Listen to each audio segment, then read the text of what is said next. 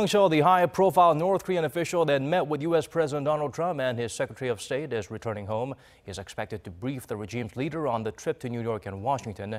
Not much has been unveiled about the sessions, but according to our EG1, the talks were generally quite positive.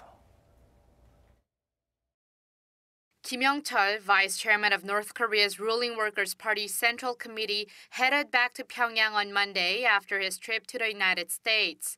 Kim left New York City late Saturday afternoon local time and arrived in Beijing on Sunday en route to North Korea.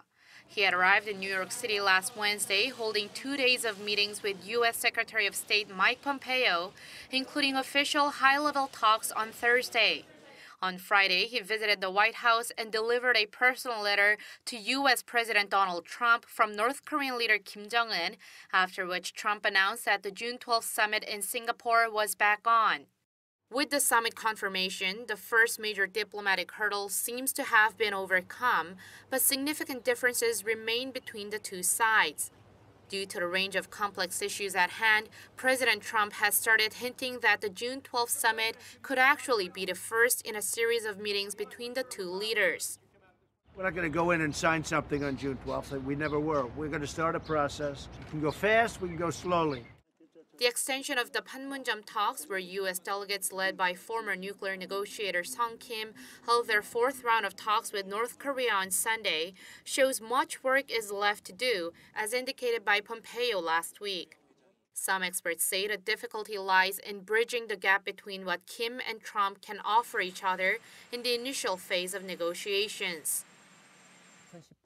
The problem is we are in the very early stages. Trump wants big, bold promises on denuclearization from North Korea to persuade many of those skeptical of Pyongyang's true intentions. That could include a front-loaded agreement where the North gives up its nuclear weapons first. However, there's not much Trump can offer Kim at this time, as they would likely require congressional approval, or would take a long time.